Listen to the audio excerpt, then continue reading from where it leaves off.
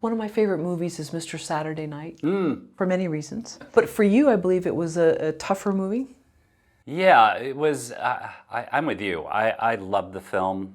It's a passion project for Billy Crystal, based on one of his characters on SNL. So he goes from Buddy Young Jr., a comedian in the early days of television, and it's kind of told in flashback. He becomes this old grumpy man. His brother Stan, played by David Paymer, who got an Oscar nomination for supporting actor in the role. It was a story a lot about brothers and how poorly he treated his brother, who did nothing but support his career his whole life. The movie I just thought was funny.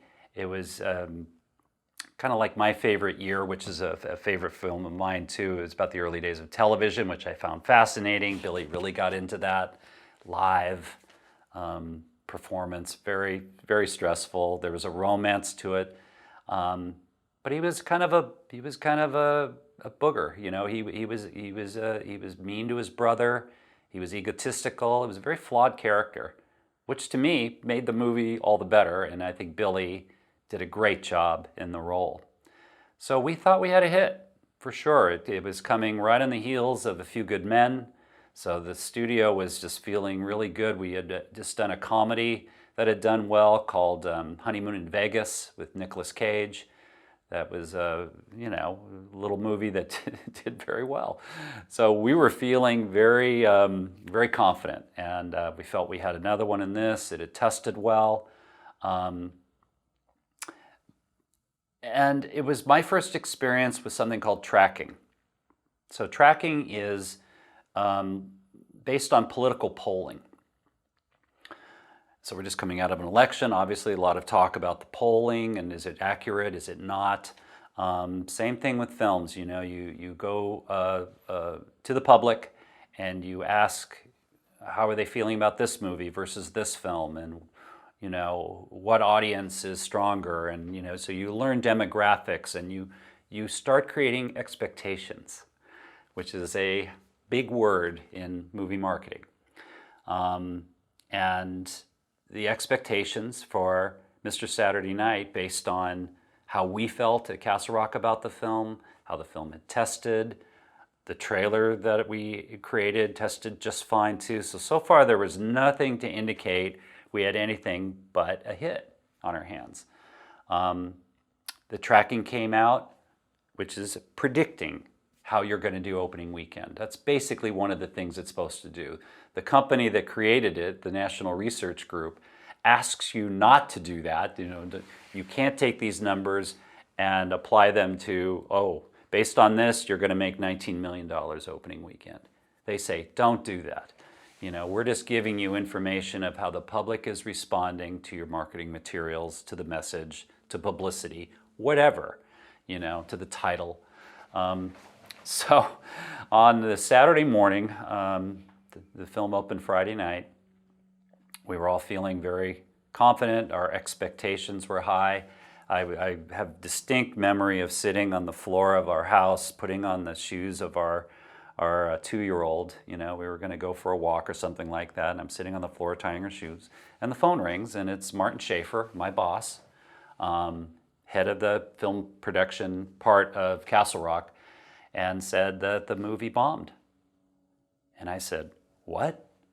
It was tracking great. We were supposed to do $12 million this weekend based on the tracking numbers. And he says, I don't know what to say. We're probably going to do 4. And I was just gobsmacked. I was stunned. I had never had any experience in this before, because I had been, for the most part of my career, on the other side of the fence, not in the studio seat, but in the trailer making seat, the agency side of it. So this was my first experience with, as Rob says in the book, a stinker.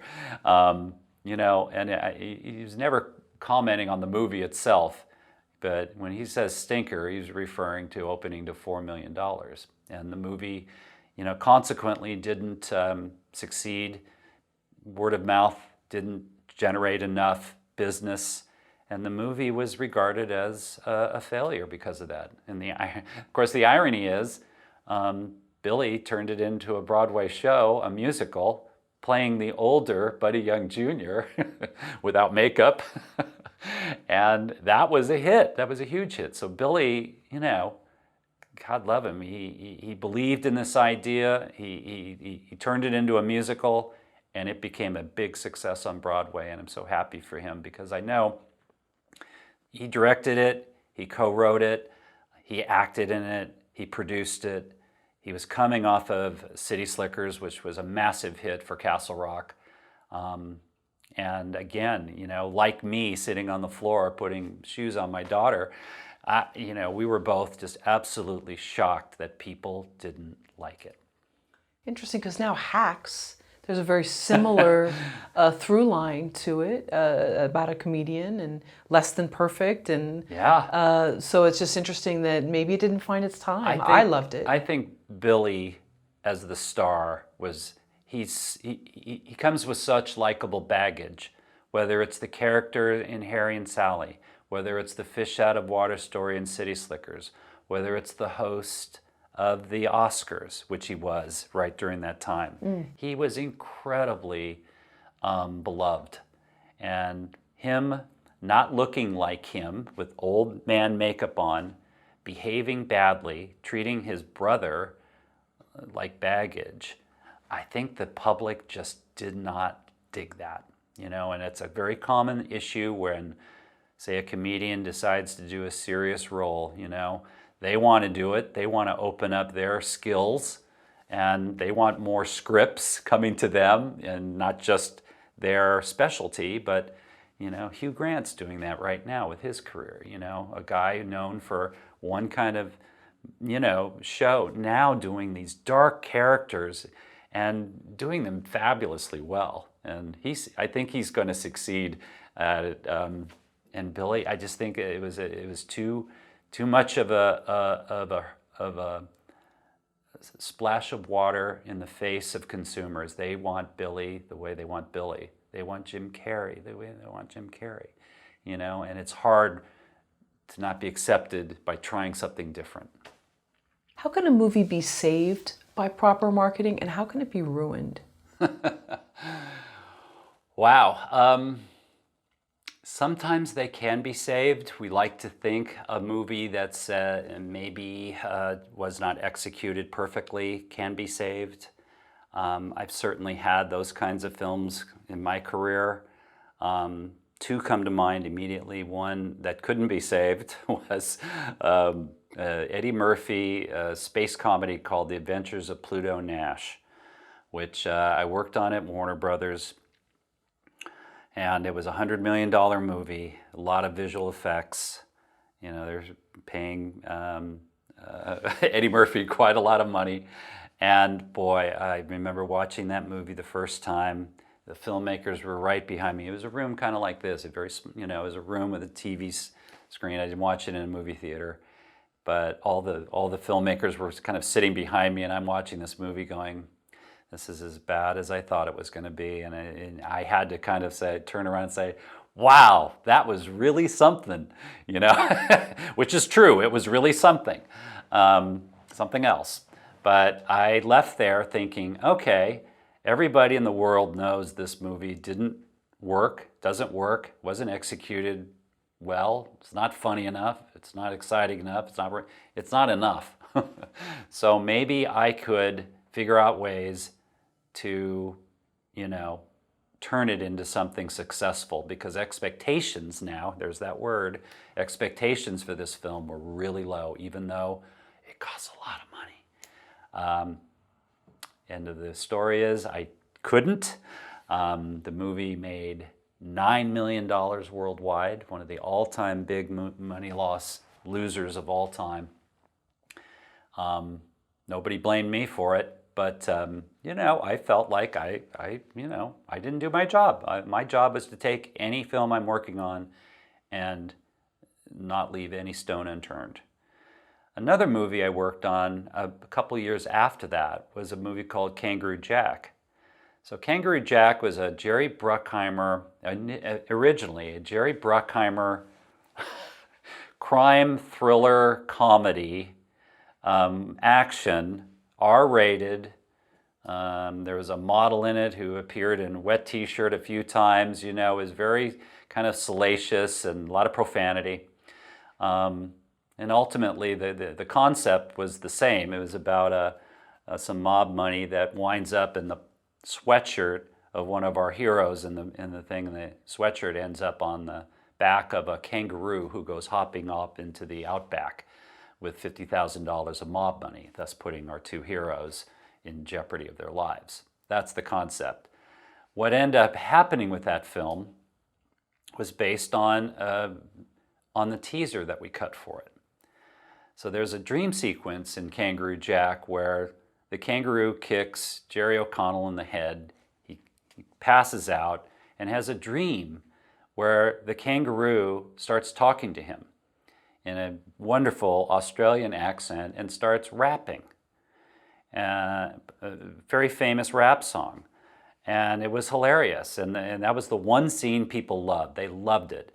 And so we cut a teaser based on just that scene. We didn't go anywhere else. People would look at this thinking, oh, this is a family comedy with a talking kangaroo and lots of laughs and physical humor. The teaser went out, teaser was a big hit, and the movie went into testing and just bombed because it was not that movie. So what happened was, and this is why Jerry Bruckheimer is Jerry Bruckheimer and very successful, he went to Alan Horn, the head of the studio, and said, I think I can fix this movie. We're going to turn it from an R-rated, salacious crime romp into a family movie starring a rapping kangaroo. And Alan Horn said, okay, how much? And Jerry told him how much, and it was a lot of money, but Alan said, you know, we're stuck here. We need help. Do it. And Jerry went away and recut the movie, reshot a bunch of scenes. The kangaroo turned into a CGI kangaroo because the kangaroo suddenly was all over the movie and talking and rapping and doing. And long story short, we based the campaign on the teaser that was done. Well, all of a sudden we have a movie that's more family friendly, so we can, you know, market to families. And the movie opened to #1 that weekend. Wow. So that's how, you know, sometimes you can save it, and we couldn't save it without Jerry Bruckheimer for sure.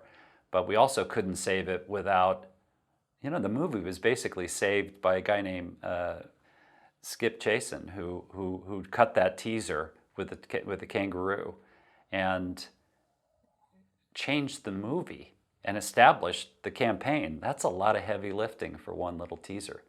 And it really saved the studio millions and millions of dollars. So that's how powerful marketing can sometimes be in Hollywood.